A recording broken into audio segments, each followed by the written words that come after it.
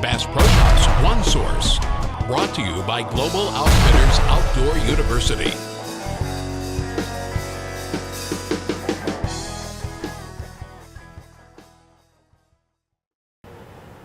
Hello, Sam Hall here with Global Outfitters Outdoor University, and we're going into turkey camp. So today we're going to talk about being prepared. It doesn't matter what type of camp you're going into, whether it's a 5-star lodge or a drop camp on horseback, you need to be prepared. So we're going to talk about lists and categories of lists, and then break our list down to needs to have, nice to have, and there's a big difference in those. So stick around for the rest of these lessons here on Global Outfitters Outdoor University.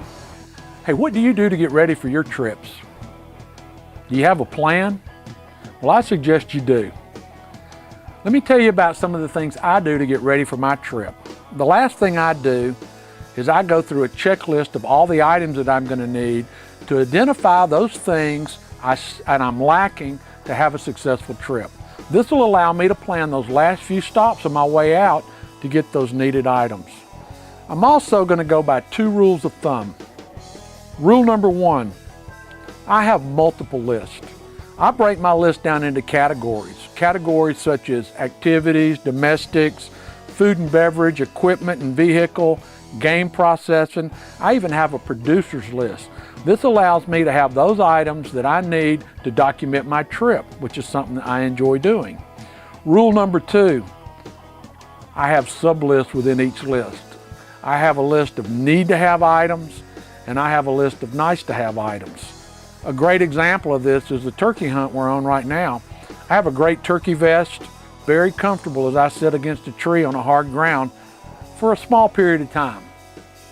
But I have a nice to have item, which is a nice recliner that I'm also going to take. Therefore, if I'm going to sit up in a field on the afternoon for, say, an extended stay, I know I'm going to be comfortable. It's going to allow me to be still and give me a better chance to have a successful and a comfortable hunt. Now let's talk a little bit about some of these other lists.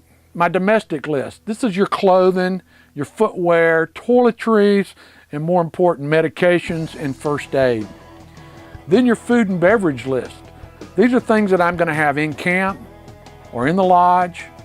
And then I'm going to have some items on a different category that I'm going to take into the field, because inevitably something's going to happen and we're going to need to stay out longer than expected. So I'm going to make sure that I have the fluids and the nutrition to make sure I'm okay for those extended stays out in the field. A little bit about the equipment and vehicle list. This is very important because whenever you interject a piece of equipment into the equation, it inevitably generates a full different list of items that you're going to need to support that item. So make sure you have those lists as well. And then when your trip is over, make sure you go back and edit your list. Add those items that you had forgot about or that would have been nice to have. And this will all help you have a better adventure and a more successful adventure. We're going to go into some more detail on each of these lists in some upcoming segments. But for now, let this get you started. I'm Sam Hall for Global Outfitters Outdoor University and One Source. We'll see you next time.